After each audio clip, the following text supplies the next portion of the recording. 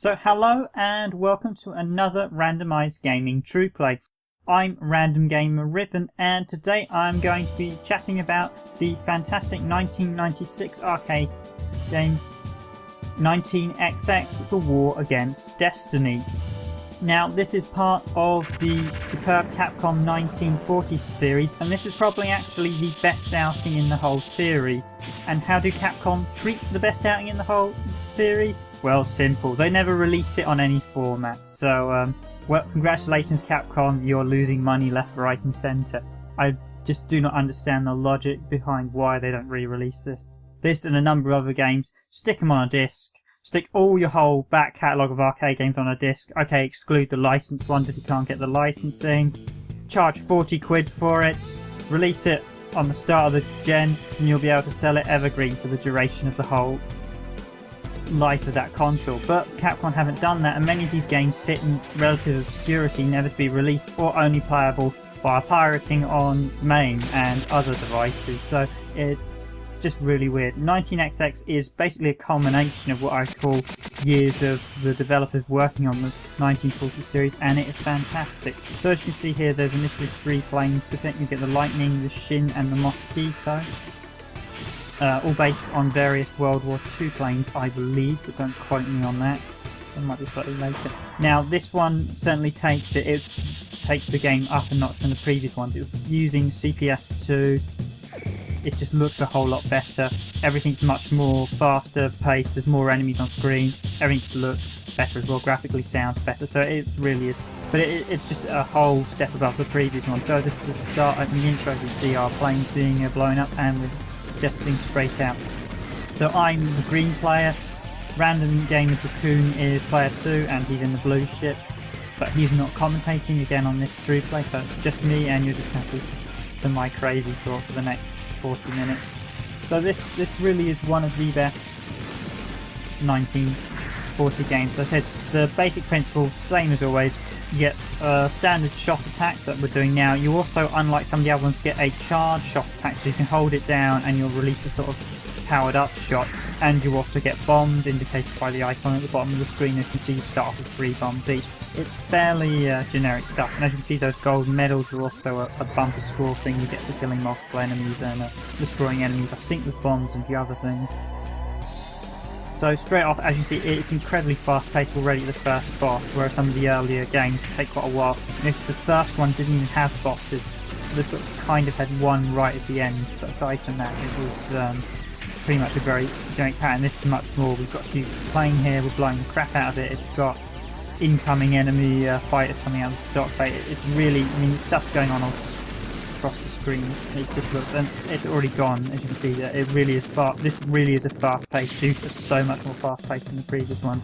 Now, at the end of each mission, as you can see here, you will get a rank based on how many enemies you kill, and how quickly you destroy the boss, and I believe how many parts of the boss you destroy. So as you can see there, 26 seconds, that was only a rank D, so obviously that was not a good time. So I was just supposed to blow that boss up as fast as possible, probably about 0 to 10 seconds. If this is anything like one of the other ones, later ones I played, you literally had to kill the boss in like 5-10 seconds, and it was just literally hammer the bomb buttons to do it. So primary target 1 down, and moving on to primary target 2. Now as you can see, they're all based in worldwide locations. We're now in the Middle East. Remere.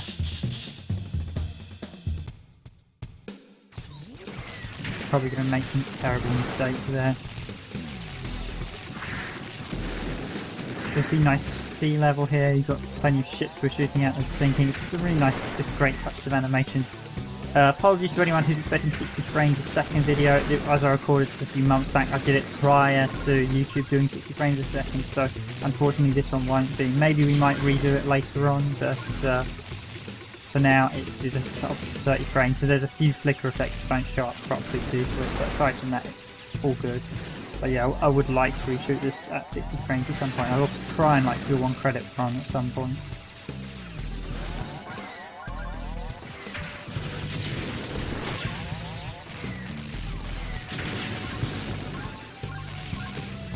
However, one thing that's a worth note, this is actually one of the easiest 1940 games. This is certainly much easier, much fairer than a lot of the early ones. A lot of the original one was surprisingly difficult despite the basicness of it, and some of the later ones tend to get a bit more harder. Certainly the 19... there's one done by Rising 18, and that's the later one. That's the Loot Master, and I can't remember the year. I think it's 1940, and that's the Loot Master, and that's actually surprisingly hard. It's not as good as this, despite the fact it's a few years after this. But then it wasn't done by the same team, because that was actually, I said, that's done by Rising 18, who were a separate development team. Although Rising 18, to be fair, had done quite a few other really good shooters. They'd done King of Grand Prix, they'd done Shoko Renkia on the Saturn, they'd also done Battle Barugia and Battle Garega. Forgive me if my pronunciations are a little bit wrong on them, but you guys know the games I'm talking about. So this is the second boss, Huge Battleship. This is actually more of a homage to one of the later games. It's in 1943, which basically has quite a few battleship bosses in it, but this just looks a bit more spectacular. I love when you sink this boss, it actually looks really nice to have it falls back into the water. So yeah, when you see like the targeter appears, that's us using the charge attack. Now the charge attack is actually very good for targeting enemies. It's also it's surprisingly powerful, but the downside is you lose your forward shot when you're doing it. So there are times when you need to rely on your forward shot more, especially if you've got a lot of incoming enemies as you want to suppress enemy fire. Now this boss is throwing quite a few patterned attacks, you can see there. Again, it's not that hard when you sort of breeze through it, but I quite like the sinking animation. It gives it an almost pseudo 3D effect, even though the game's in 2D.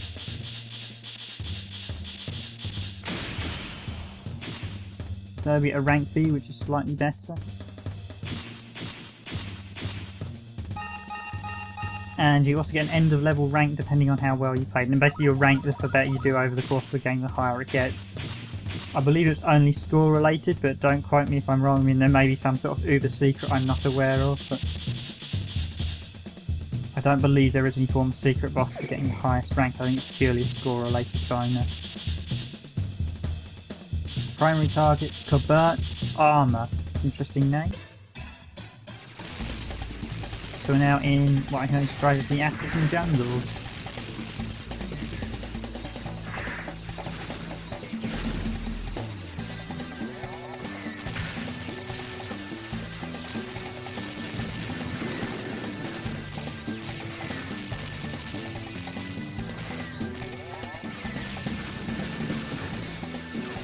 I mean, as you can see here, it is a really, really fast-paced shooter in comparison to the early games, and even to a lot of the other ones.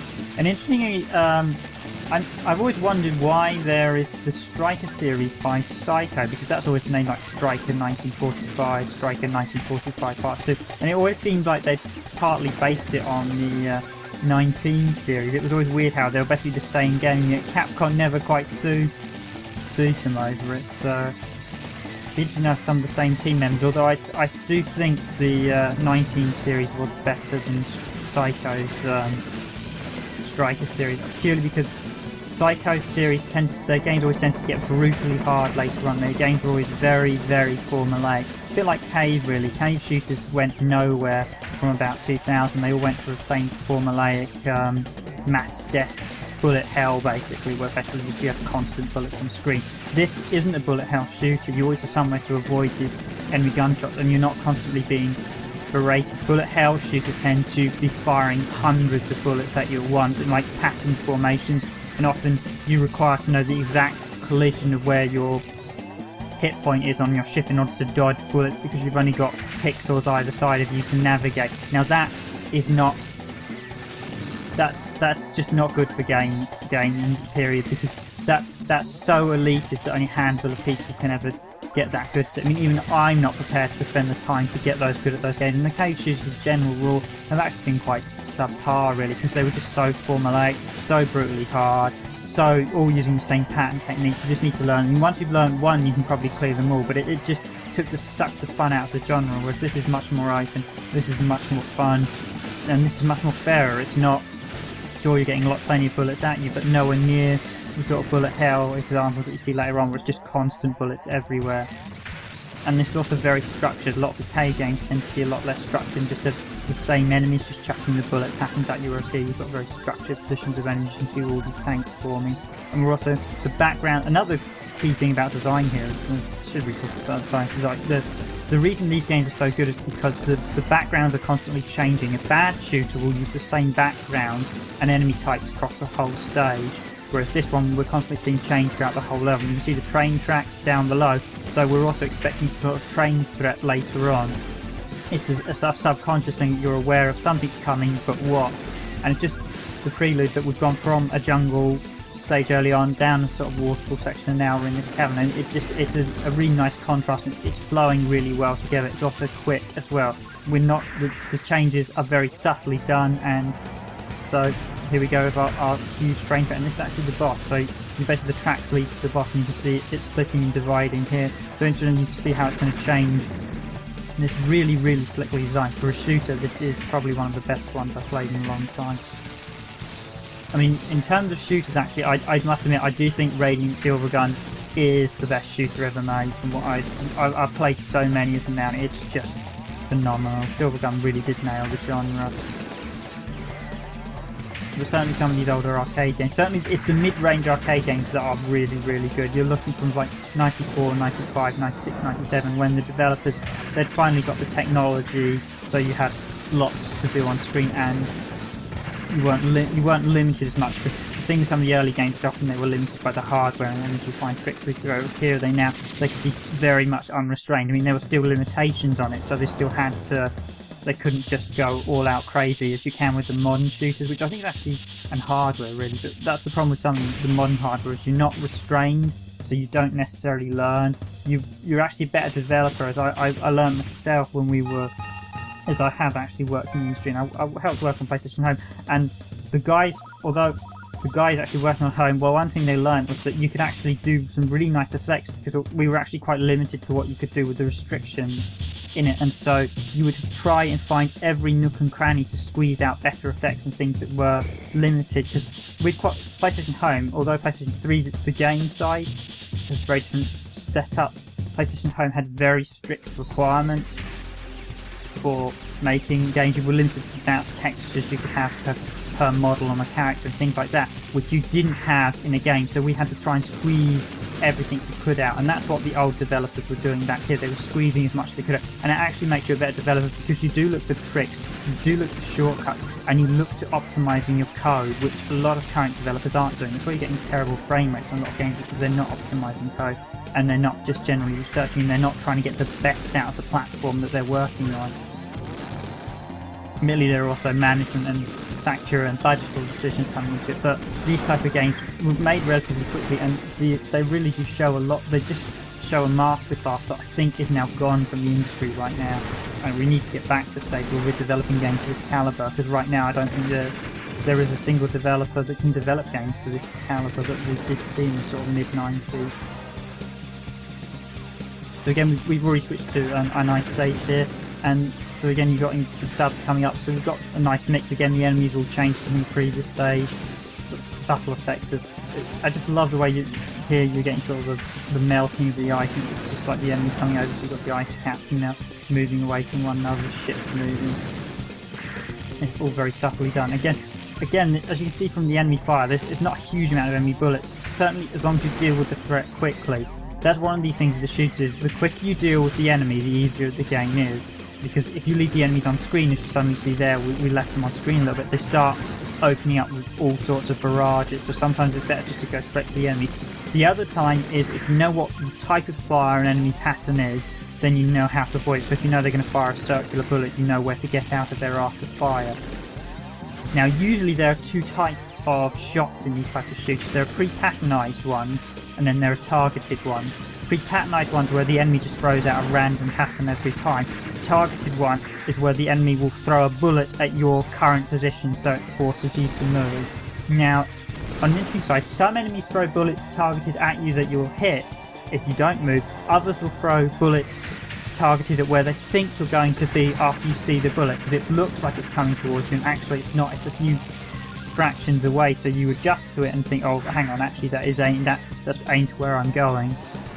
not to where I was. So there's a few subtle tricks like that for really getting the maximum out of how the shooters work. There's the sub-boss, so that there those shots were pre-patternized, whereas those bottom ones seem to be a bit more random and targetized again. So the gun turrets are basically, just trying to explain this, but the gun turrets you see shooting, they're targeted at us. They're not directly, they pick up a slight element of variation to the shots, but they're targeting us, so they're not pre-patternized, whereas this bit here where they start doing that arc, that's a pre-patternized positioning, so that we need to look. So it is an element, any game in an arcade is often an element of just learning how the game's going to play and often where the enemies are going to shoot and remembering the attack patterns. Of course, you can, in these type of games, you can always resort to the bomb, which blows up all the enemies and bullets on screen, usually, or makes you invulnerable, but that's only a finite window. And timing the bomb is always exactly because you want to make sure that you deal as much damage to the boss as possible when using a bomb. At the same time, you want to only really use it when it's going to save your life, i.e. if you're in a position where you can't avoid a shot.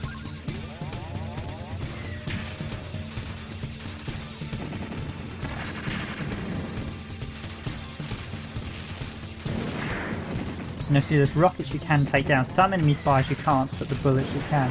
Another thing I should say is pink bullets. You may wonder why the enemies have these bizarre pink bullets. It's purely a visual thing, so they're easily identifiable.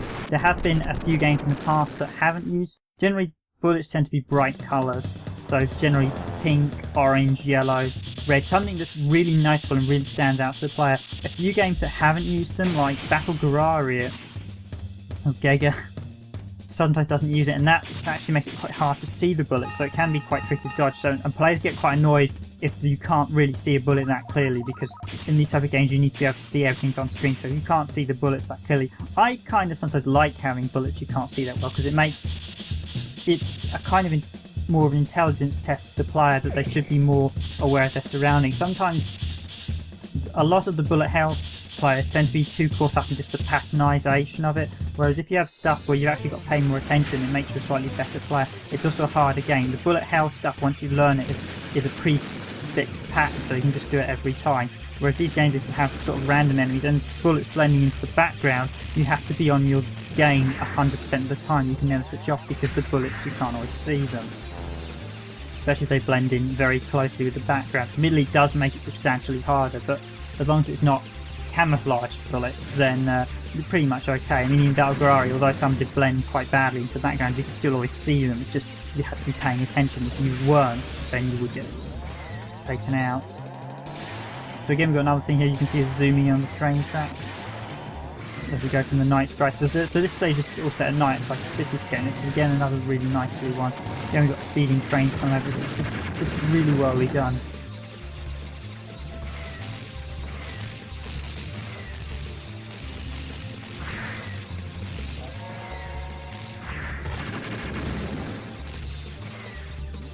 Yeah, by this point, I think as I initially tried to see how far I could go on one credit, and we got a few levels in, which wasn't too bad, but considering the fact it'd been years since I'd actually sat down and fully played this, but inevitably it all went a bit peaked on not long after that, so...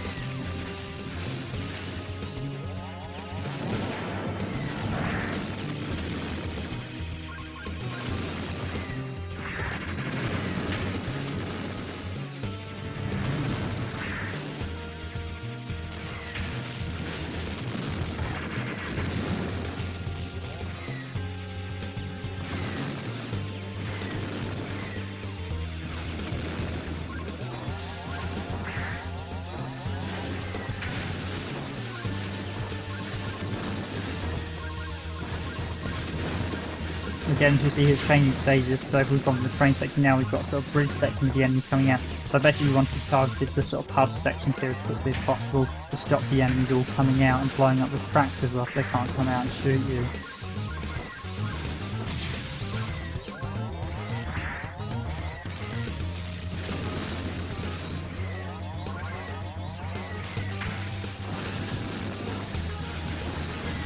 And there are a couple of weapon types in this. I think there's 3. We mainly stuck to the same 2 throughout it. I think we did swap once or twice, but once I find a weapon type I like, I generally stick to it.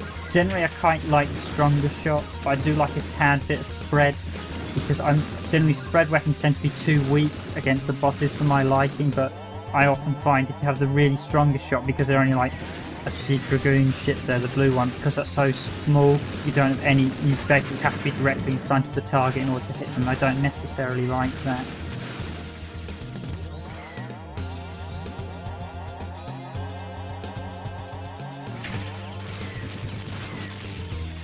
Yeah, I should actually point, the red planes that carry the power-ups are actually a staple of the 1940s whole series. They were in almost, well, they were in from the very beginning, so.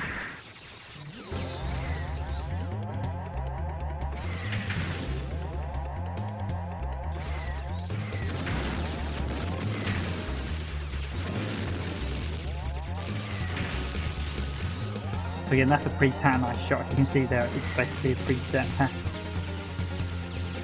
And we've got the incoming missiles now. As you can see there, the missiles are destroyable, but the bullets aren't. Some games do let you destroy bullets. A few of them have done in the past, but not any of the 9. Capcom tends to be very traditional with the style. I kind of like Capcom style because, again, as I said, you're not getting bombarded with all sorts of bullets. You're not having constant bullets. You do get break sections, so the enemies do have their shot, and then you get to retaliate. You can see their giant cartridges you can shoot down, and when it's firing its main guns.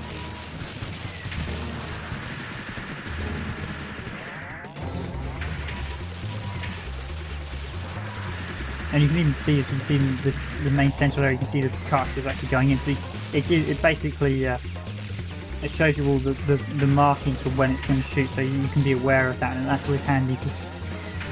Basically, I should say signposting its attack is always a really good clear sign design. There's nothing worse than having a boss that basically some unavoidable attack that isn't signposted, because then you have no idea when it's going to come out, and that's the worst possible design if you're not signposting your attack. So even here, those rays will kill you instantly, like most attacks in this game. So that basically it's signpost when they're coming out, because they come out so fast. So you can see the guns charge. See there, you get that lightning effect on the rays, and then pow, the attack. So you got the rays at the front and the rays side. This bit was actually surprisingly tricky here.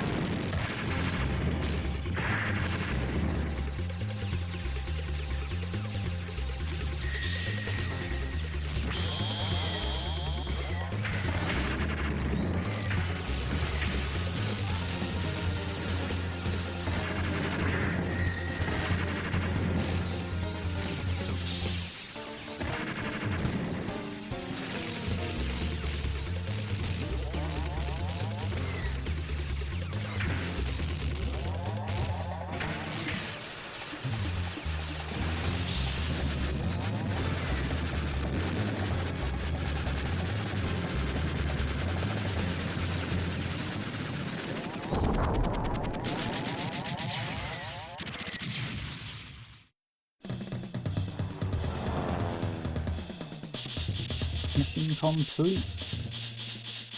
Tid, I should say. Sancho Pedro. A strange name.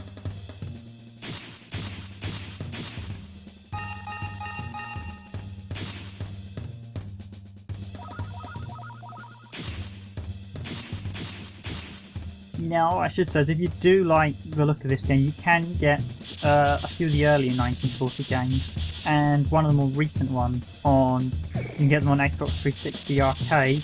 The early ones are part of a collection in the Capcom Arcade Classics, and that's also available on PS3. And then there was one done by a studio whose name I can't remember now. Backbone, that was it. Backbone did one that was okay. Ironically, Backbone did a couple of games. Like they did the Street Fighter Turbo HD version, and they did Wolf on the Battlefield 3, or Commandos 3 is the English literal name, but those two were pretty terrible. The 1940 game they did was actually not too bad, so it's worth picking up on XBLA if you can get it cheap. And the Capcom Arcade Classic Collection, which is a really nice set of games. So you actually get 3 of them. You get the original 1942, you get 1943, and you get 1943 Kai, which was an enhanced version of 1943, and it's some nice extras, although you do have to buy all the packs in order to get a Kai, so that's one thing you have to pay for. You have to pay for all the guns. I think Kai is actually one of the 2 bonus games available on it. My only downside with that collection is, in fact, all those games were previously released on the PSP, they were previously released on the PS2, and they were previously released on the Saturn and PlayStation as part of Capcom Generations range. And that's what slightly annoyed me with Capcom's back catalogue releases, is they've actually rehashed the same games and have skipped over games like this, Cadillac and Dinosaurs, Aliens vs Predator, Armored Warriors, Battle Circuit, and quite a few other games that they should have clearly released. Okay, a few of them are license issues, so will have licenses attached to them, so I can understand if they haven't been released them, but they can at least get all the Capcom ones out in the same pack. And the thing is, these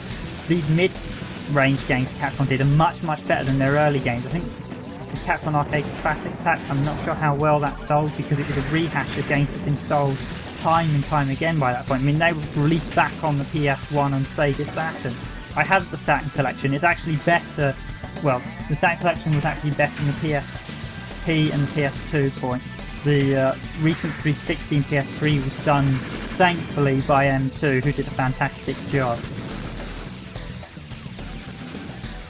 For those who want bad port examples, just look at Iron Galaxy's work on Street Fighter 3, the horrendous Darkstalkers Resuscitation collection, shameful, and the terrible D&D collection they did as well, which the D&D collection was so bad, Capcom of Japan actually did their own version of it, which I recently purchased. You may have recently seen me add the video to the channel about, and that's so much better. It's got a load of new options, it's just a cleaner port, it's just nicely done. It's you can't actually believe Capcom US and Capcom Japan A, don't talk that much based on that, and B, don't really make sure that they release the best ports possible, because releasing substandard ports of any game will not get you sales. I know, in fact, we didn't buy the Darkstalkers Resuscitation until it was like $2 the other week, because basically it's a really bad port. It's incredibly bad. Plus it's a rehash of previous done ports that weren't and wasn't as good. And then they complain no one buys it. Well, no one is going to buy a bad port, Capcom. That's the whole point. Us die-hard collector fans here, we've all played the PS2 ports of the Darkstalkers collection, played the Saturn port, played the PS1 ports. We're not going to re-buy the game for like the 5th time if it's a really bad port.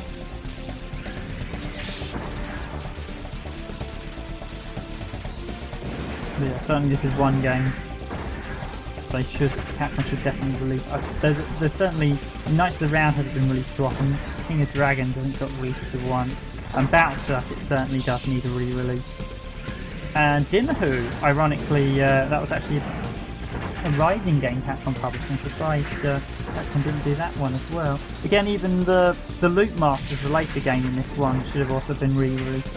Again, quite a few of them. The Capcom could just really put a nice collection together of all their just their whole catalogue, release it on like the Xbox One and PS4, just release the whole game, 40 quid, all their whole back catalogue of arcade games, arcade perfect emulation, and everyone would be happy as Larry.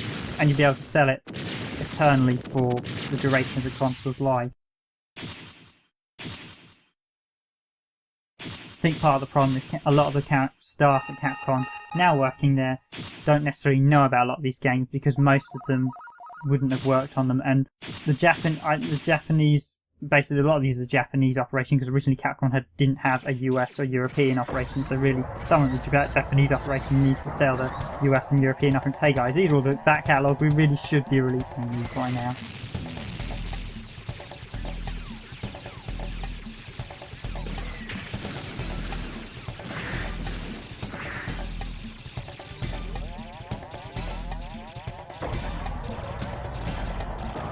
So this is actually the final stage now. We have the prep for the final boss. We finally get a chance to take out the plane that's been plaguing us across the whole campaign. And this is where me and Dragoon went into credit overdrive at this point, because this is where it does get tricky. I mean, you do expect the last level to get tricky, but I did think we were getting a bit tired at this point, so it wasn't my best day on game. One thing I will say is I did playing this and Ikarugia at about the same time. Ikarugia, the Dreamcast Xbox 360 one done by Treasure, and I preferred this so much more. So this is what we call in the industry a very cheap palette swap boss. You can see a few changes. these were mainly done because I do hate it when games do this. I mean, admittedly, this one's got a few subtle changes here. As you can see, its arm's bending around, it's turning some sort of gun turret, but primarily the reason they do it is because you're running out of space at this point, so you reuse an existing sprite and alter it, because that way you can get an extra character in.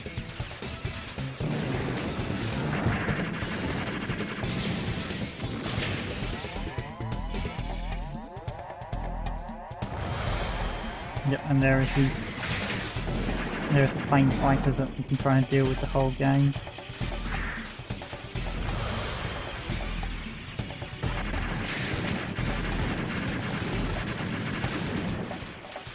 Along with what appears to be nuclear bombs destined to blow up parts of the planet if we don't stop them.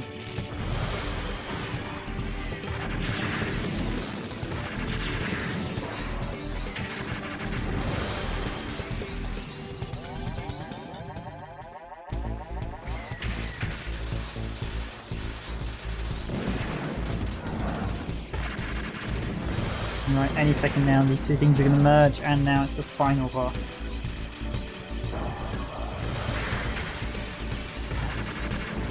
Apologies if some of the jet engine effects aren't quite showing up correctly at this point. It's because it's only 30 frames a second and not 60 frames a video.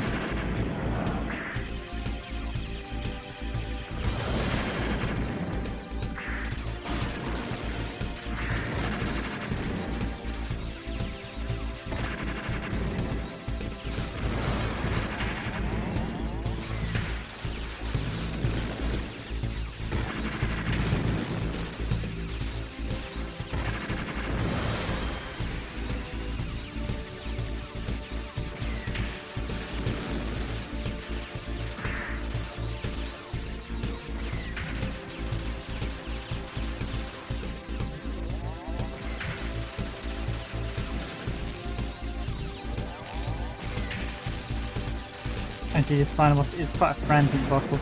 I should say that it's certainly probably the trickiest fight in the game. I mean, you do expect that, but sometimes they can be overly tricky. A few times final bosses can be quite underwhelming in games. There's been quite a few games where you play and beat these things, that's it.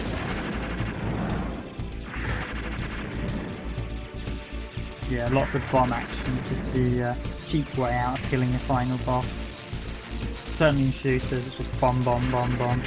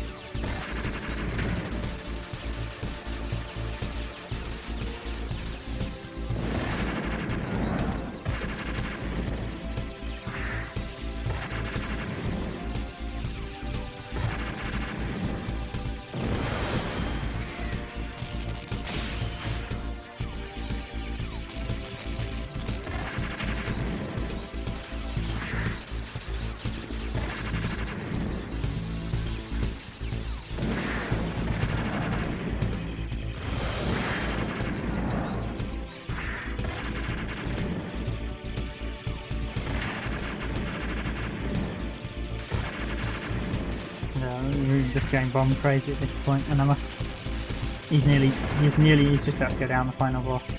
But yep, there he goes. But it's as I said, really enjoyed this. Really wish this was available on some of the newer consoles. In fact, I really wish this was available on some consoles. I mean, I'd love the Saturn's port for this, but never materialised, and never materialised on. It's not materialised on anything. So if you're listening, Capcom, 360, PS3, some sort of collection port, or PS4, Xbox One. Well, who's got an Xbox One at the minute? But yeah, this needs to re-release. It's a very good shooter. I really enjoyed this. It really is a good quality shooter. I mean, Capcom don't do shooters anymore. I suspect most of the staff that worked on these games don't even work at Capcom anymore, but they really were very good back when they did them. They really were good. I do love the names for the old arcade names. Programmer design, T-Uno, Batio, Hodo, Dress, Icho, You Hits, Ziggy, Hiroshi, Kazu, Goro, Suzuki, Sashwad. I mean, there's kind of some really crazy names. Basically, they all used to have arcade names. I don't know the reasoning behind it. Maybe the Japanese thought it was cool. I think in this modern age, for me personally, I found it a bit of a pain actually these days, because I often find out, because you notice on the Randomised Gaming blog, I often include like I try and find out the name of who did a lot of the artwork. A lot of the time, it's not actually available to find out who drew a particular piece of art unless you really individually knew the team members at the time. But and I thought it was quite annoying. They say, oh, so and so did this, and they find out, oh, this person's got a bizarre tweaky name, because these arcade names, they're actually a bit of a pain actually, the arcade names these days, for trying to figure out who was what, and often sometimes they don't know who was what name.